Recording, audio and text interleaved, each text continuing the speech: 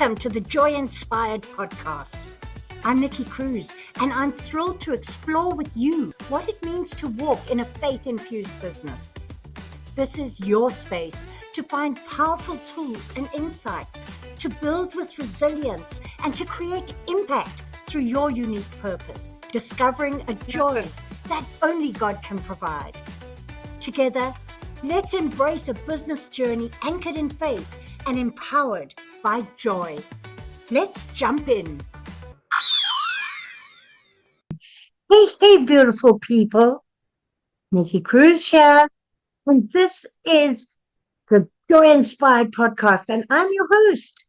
I'm founder of Joy Inspired, and things like international TEDx speaker, author, but most importantly, I'm the joy junkie.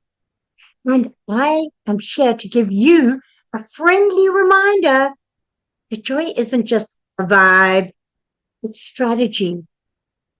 And if you're new here, you may not know that joy really is my jam, even though you can see it on a cushion behind me if you're watching the video, or hopefully hear it in my voice. So let me tell you the most freeing truth that I've learned as a Christian entrepreneur. Joy isn't the reward. Joy is the resource. You don't earn it. You access it. It's inside you. And so many people say they've lost their joy or someone stole their joy. No, joy isn't tied to your circumstances. It's tied to your Savior, and it's inside you. Experiences and circumstances may have dented it down or deflated it a little. So isn't it time to reignite the joy? Get excited about life again. Let's also get something else straight. Joy and happiness are not the same thing. Not at all. Happiness is an emotion that you feel. You go to a party and you have fun and you feel happy. But when the music fades and the people are gone, that happiness can fade too. Joy is something inside you. It's spiritual. Joy grows. Happiness comes and goes. Joy transcends circumstances. And you know what? When we talk about joy, we often refer to it as the fruit of the Spirit. But did you know that it's not just a fruit of the Spirit, it also impacts your biology? Yes, physically. Studies have shown that choosing joy has an incredible effect on your brain. You know why? It rewires your brain. Yes, that's what I said. Rewires your brain because it boosts serotonin and dopamine, the two natural happy drugs. And those are the key neurotransmitters. Oh, big word. Not going to let it steal my joy. They're the two main neurotransmitters that are the key to elevating your mood, reducing stress, and it even helps you improve your focus. And when your brain isn't working well, your body tends to follow, doesn't it? Those tired feelings, your body feels tired. So let's just turn to the truth, to the incredible Isaiah 55, my favorite all-time passage. And in verse 12 of Isaiah 55, it says, "You will go out in joy and be led forth in peace." Joy brings peace. Peace is that byproduct of joy, and peace reduces inflammation in your body. It improves your sleep, and boy, could we not do with having better sleep so we stop hitting those crazy buy moments on Amazon in the middle of the night when we can't sleep. You ever done that? Yeah, you can own up to it. It's okay. Or purchasing from DoorDash in the middle of the night and then suddenly the next day having the regrets. Let me tell you, sleep counts big time. You know what else? Joy boosts your productivity. It makes you more energetic. You're not just hyped up on motivation, but you're centered. And when I ran my business in times when I was really physically challenged or other circumstances were challenging me, and even before I was healed out of my wheelchair, I could have chosen to strive and just keep going because I had to. And it was the grind that kept me going. That's the way of the world. We get to choose joy. And when we choose that joy, we have the clarity. It helps us focus faster. And it helped me to do more in less time. But more importantly, to do more in less time with peace. Not the way of the world where we get to jam as much into one small space as possible and it drains us of everything. We do it with peace. And you know what else?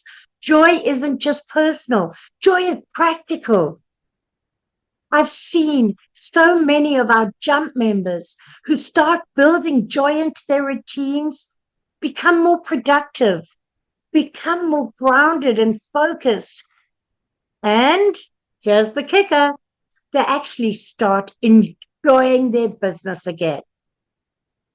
You know, we so often step into what God's called us to and we work hard at it. We go in there and we start putting all the procedures into place and we start doing all the things and we lose our passion. We lose our focus because we're just trying to get the job done. It's not what God called you to. When you lose that joy and it becomes a chore or a task, you really think that's what God designed for you? He designed you to live this beautiful, thriving life filled with joy. So when you align your faith, your passion, and your purpose together, and you take that forward with the values of God, and you've got that alignment in, the joy flows. And you know what else? When you start enjoying that business again, you've noticed the relationships change. Joy strengthens relationships because when you choose joy, you become more patient. You see things from a different perspective and you become so much more gracious, compassionate. There's a whole list of positive things. You definitely become more fun to be around. And boy, does your spouse notice it. But you know what else? Nobody likes to be around a grump. Joy is magnetic. It draws people towards you. And if you're shining as a light for Christ, it draws people into that light. But it also draws the right people in for you and your business. In family relationships, there's so much more peace. With your team or your family, joy reduces that tension and boosts connection. It opens doors for conversations that weren't there before. And it certainly means fewer blow-ups at home. Guess what? Joy isn't just good for your heart. It's also good for your budget. So we got it heart, body, in our budget. Joy cuts down on stress-related expenses and costly emotional mistakes. You know, when you're grumpy around your next potential big partner, or you're less focused, so you miss that one opportunity to connect. If you had more joy, you would be more focused. And there would be so much less drama going on all round. So today, I'm going to encourage you to do this one thing. Use and practice your joy like you would a muscle. When you go to the gym, you exercise the muscle so that it becomes stronger, more refined, more controlled, and definitely more appealing.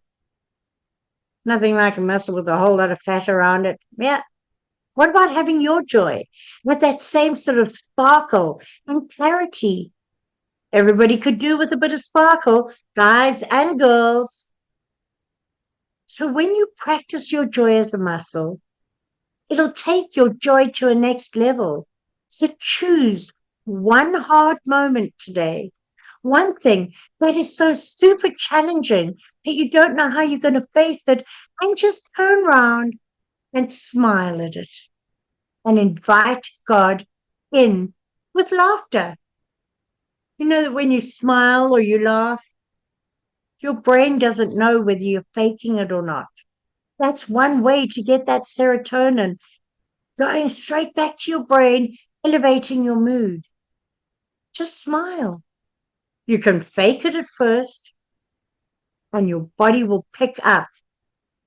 Just take things to God with laughter, and you know that smile has such an impact on other people. So if you're finding difficult, or even if you're finding it easy, how about having a list of joy scriptures? I've got them here for you right now. If you look in the description, you will find a link to a downloadable form of 30 joy scriptures so that you have one for every day of the month. It's a beautiful printed reminder that joy is your portion every day, every moment. And I hope you find that helpful. But if you want to go to an even deeper level, guess what? We've got our Joy Reset workbook. It's 5 daily habits to build resilience, energize teams, and, yep, multiply profit. This is a workbook that's for sale, but for our podcast team members here, our podcast fam, it's just $9.97. So be sure to go in and grab that today if that's what you want. But don't forget, for all of you, to grab that free resource. And feel free to share that resource link out, because we get to know that the joy of the Lord is our strength, not only in good circumstances, but in every circumstance. We get to choose it. It's our God-given edge, not just for your emotions, but it also fuels your energy and it focuses your execution. It changes your entire environment. So be sure to tune in for the next episode when we're going to be talking about how joy literally multiplies your profit. You heard me. Joy affects your bottom line. So I encourage you to share this with a friend who needs a little bit more encouragement and joy. And don't think you've ever got enough. You can never be popped up to the top on joy. There's always more you can have, and there's always more that you can share. So I look forward to seeing you next week. Be sure to drop in the comments what spoke to you in this episode. Blessings all, and don't forget, hold on to your joy. It's yours, it's inside you. But maybe don't just hold on to it. How about you show it off? Because joy is such an amazing thing to have. Blessings all. See you next week. Bye. Thank you so much for joining me on the Joy Inspired Podcast at www.joyinspiredpodcast.com.